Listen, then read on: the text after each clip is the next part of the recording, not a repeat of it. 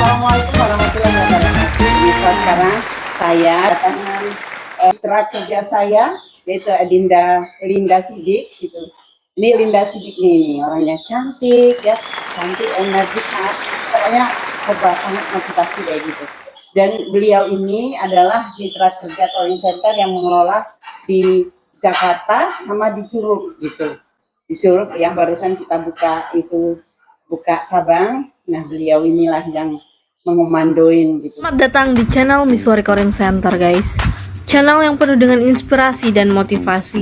Oke guys, jangan lupa like, comment, and subscribe guys. Jadi saya itu kecil di kota Curug, tempat sekolah sampai SMP, terus hijrah ke Jakarta, sekolah di Jakarta, mulai dari SMA sampai saya sekarang tinggal di Jakarta.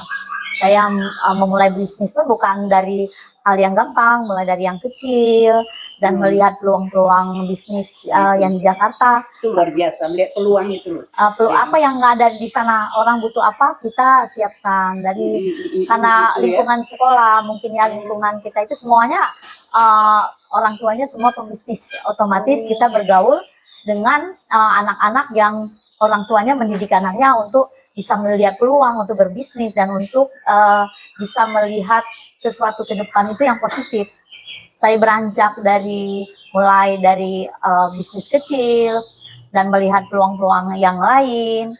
Itu saya benar-benar akhirnya bisa terjun ke dunia bisnis juga, ke dunia entertain juga.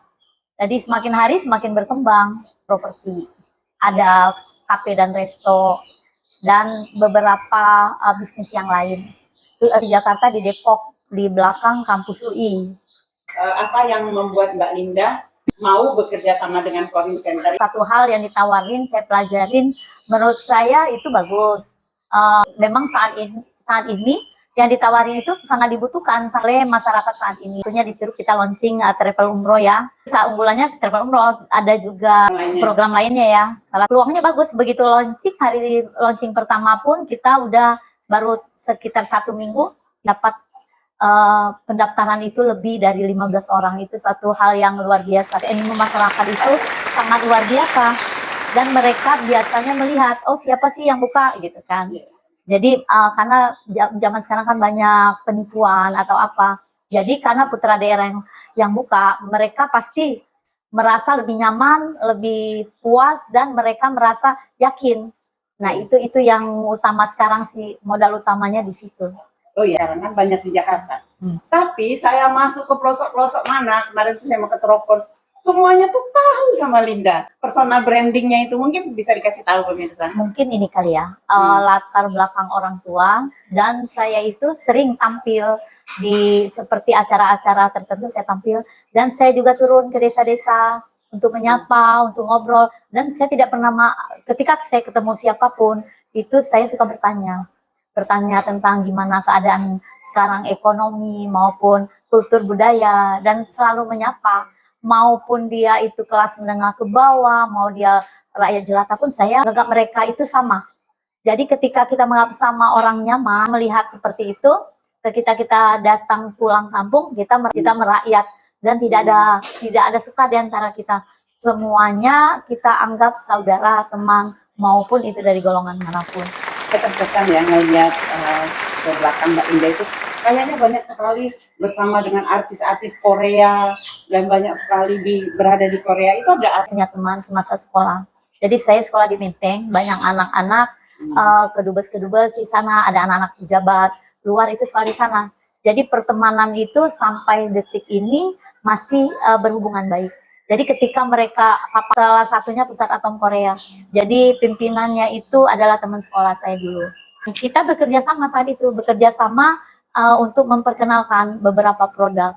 Itu salah satunya. Hongkong juga teman, ada yang buka perusahaan trading emas. Jadi mereka itu di sana buka perusahaan, bekerja sama di Indonesia. Salah satunya saya ada di dalamnya. Ya. Jadi orang sukses itu orang yang bisa melihat kesempatan, bisa melihat peluang. Ini kita banyak belajar. Kalau saya memang banyak belajar dari Linda, walaupun dia jauh kecil dari saya. Tadinya calon nggak jadi, pemirsa. Sebenarnya tadinya calon adik iparku, tapi hubungan kami itu sangat baik gitu. Dan walaupun dia kecil dari saya, tapi dia jauh banyak menginspirasi saya. Dan saya sama Corin itu memang dibimbing sama Mbak Linda. Dia mengajak bagaimana supaya kami itu terbuka wawasan kemampuan berbisnis kami gitu ya. Sekarang ini makin tua.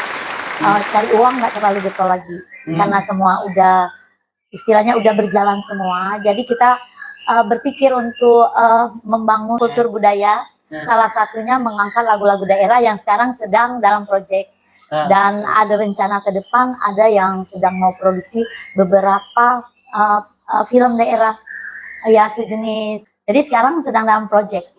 Belum bisa berbicara banyak karena sedang berjalan. Nanti kita tunggu aja hasilnya. Mudah-mudahan sesuai dengan rencana. Linda itu orangnya peduli benar dengan santunannya ya gitu. Kita bersyukur sekali semua loh pemirsa, bahwa kita sudah bisa mendengar inspirasi dari beliau. Beliau adalah tokoh muda yang benar-benar orang yang aktif, kreatif, produktif, dan inovatif, dan benar-benar bisa menjadi inspirasi bagi kita semuanya. Itu berawal dari pengalaman kita ya. Dulu kita pernah ada di titik terendah. Di saat kita berada di titik terendah, kita merasakan bagaimana sulitnya ketika itu. Jadi ketika saya berada di posisi atas, saya mendapat rezeki, otomatis itu kita ingat, oh dulu kita pernah susahnya ketika kita dibantu orang itu kita sangat bersyukur. Nah salah satunya sekarang itu ketika saya dikasih rezeki yang berlebih ya itu kan titipan Tuhan juga buat mereka melalui saya. Jadi saya sering ketika seperti kemarin lebaran anak yatim, biasanya orang tua, mertua terutama ya selalu mengingatkan, ini hari ini lebaran anak yatim jangan lupa. Jadi biasanya kita ke panti-panti memberi sedikit rezeki buat mereka. Nah, berawal dari situ kita dari support mertua juga selalu mengingatkan, dan kita juga pernah namanya berada di posisi terbawah.